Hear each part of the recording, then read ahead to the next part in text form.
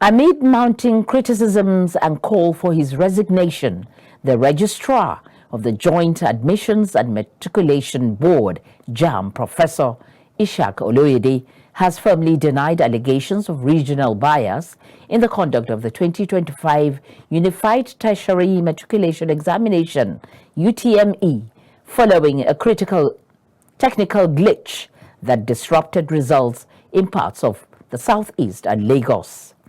The controversy followed after the Southeast Caucus of the House of Representatives and Ohaneze Ndigbo demanded Oloyede's resignation, alleging that the incident unfairly disadvantaged candidates from the region. Addressing JAMB management ahead of the rescheduled UTME results announcement, Oloyede maintained that the board had no intention to sabotage any candidate based on region. I accepted responsibility, not because I do not know how to do blame game. People that work with me can testify to the fact that I do not care where you come from. Until this incident happened, I didn't know that I was surrounded by many Igbos, because I didn't look at them as Igbos. I look at them as my friend. But when things started happening and people are saying, hey, this one is Igbo, which was unfortunate, because we need not look at where people come from. People they are mentioning, I asked one yesterday and he was embarrassed that, are you not a Lagos person? He said, no, I'm not Lagos, so I'm an Igbo from Delta. So, but I never knew, because I knew him as a human being who was performing his role. So please, let us not descend to the level of those people who are parochial. I say it for the often time that they are with no conspiracy theory is relevant in this case. There is nothing to say north, south, Yoruba, Igbo, Hausa. Something happened by people who have been doing something well for years, and something just went wrong. I would not throw them under the bus. No. No. And I say it clearly that those who want to take advantage of that, they are just deceiving themselves. I can say it anywhere that there is no center of examination anywhere in this continent that has the type of facilities we have here.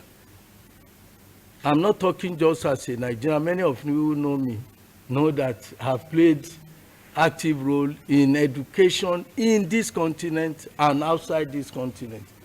Even JAMB at that time had to come to understudy what we were doing. We are not strange to these things, but unfortunately, when things happen, some people want to take undue advantage. We will not allow it. JAMB pledges to maintain fairness and accountability in its operations while assuring affected candidates of remedial measures. In another development, the Joint Admissions and Matriculation Board has announced plans to conduct a special mop-up examination for candidates who were unable to sit for the 2025 Unified Tertiary Matriculation Examination, regardless of the reason for their absence. The Registrar of JAMB, Professor Ishaq Oloyede, made the disclosure during a stakeholders meeting held in Abuja. He noted that the decision would accommodate the over 5.6% of registered candidates who missed the initial exam window. When this happened, my first reaction is to resign and just say, but I thought people advised me that, look, the students will never forgive you because you will have abandoned at a time and everybody will say, oh, I will have been this. Even somebody that is not built to be anything would think I have contributed to his not being what he is. So I took up the responsibility. It was not easy at all to be able to brave such things and say, look, I would sit there and make sure. We were doing that because at that time, the only space that we had was the space that WAEC had agric science practical on Friday. And we felt that we can move in and then be able to get, we can't get that type of space until 2 months, and you will have permanently deprived these students of their chance in life. So we knew that if we continue to mourn and groan over what had happened and we allow that space to escape, we may not. We had also taken decision immediately that all those who miss that examination for whatever reason, the 5-point-something% that or 6% that miss the examination, we will, during Mop-Up, you know, we normally do annual Mop-Up throughout the country for those for one reason or the other. So we will package them with the Mop-Up.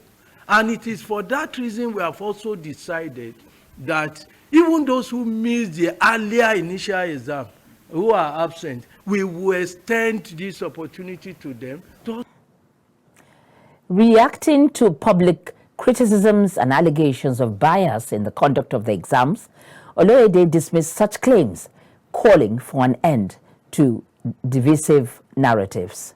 There is ignorance about what we do in education.